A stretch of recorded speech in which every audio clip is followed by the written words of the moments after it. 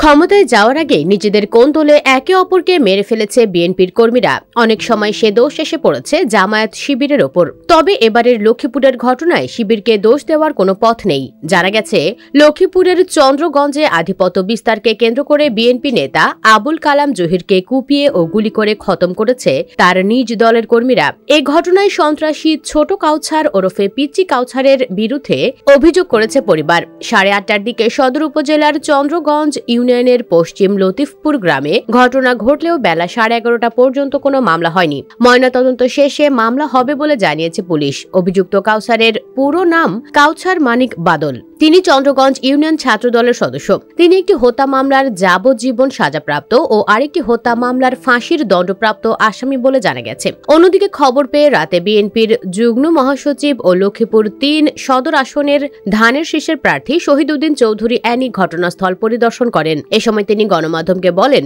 কোনো হত্যাকাণ্ডই সমাধান না। এই চন্দ্রগঞ্জে প্রচুর রক্ত রাস্তাঘাটে বিভিন্ন জায়গায় পড়ে আছে। এমন কোনো ওয়ার্ড নেই যেখানে গত 17 বছর গুম খুন না হয়েছে, হত্যাকাণ্ড না হয়েছে। আওয়ামী লীগ নাই, আওয়ামী লীগ পালিয়েছে, তাদের ষড়যন্ত্র আছে। মাদক সহ যারা বিভিন্ন ধরনের অপকর্মের সঙ্গে জড়িত, কে বা কারা এই ঘটনাটি ঘটিয়েছে প্রকৃত জিনিস এই মুহূর্তে বলা মুশকিল। যেই হোক, রাজনীতি করুক বা না করুক, এদের কোনো পরিচয় নেই। এদের পরিচয় এরা সন্ত্রাসী। ঘটনার তীব্র প্রতিবাদ জানাই, সঠিক বিচার দাবি করি। পুলিশ ওই স্থানীয় সূত্র জানায়, পশ্চিম লতিফপুর গ্রামের মোস্তফার দোকান এলাকায় সড়কের ওপর জহিরকে কুপিয়ে ফেলে রেখে যায় দুর্বৃত্তরা। এতে ঘটনাস্থলেই তিনি জীবন হারায়। একসময় জহির মাদক কারবারি ও মাটি ব্যবসার সঙ্গে জড়িত ছিলেন। সেখান থেকে তিনি স্বাভাবিক জীবনে ফিরে আসছিলেন। ধারণা করা হচ্ছে তার প্রতিপক্ষ আধিপত্য বিস্তারকে কেন্দ্র করেই তাকে কুপিয়ে হত্যা করেছে। মরদেহের পাশে গুলির খোসাও দেখা গেছে। নিহত জহিরের বিরুদ্ধে বিভিন্ন থানায় মাদকের 7টি মামলা রয়েছে বলে জানিয়েছে পুলিশ। নিহত জহিরের স্ত্রী ফেরদৌসী আক্তার সাংবাদিকদের বলেন, সন্ত্রাসী পিচ্চি কাউছারের সঙ্গে জহিরের দ্বন্দ্ব ছিল। কিছুদিন আগেও বাঘ বিতণ্ডা হয়েছে তাদের। কাউছার সন্ত্রাসী ও মাদক ব্যবসার সঙ্গে জড়িত। কাউছারি এ হত্যাকাণ্ড ঘটিয়েছে।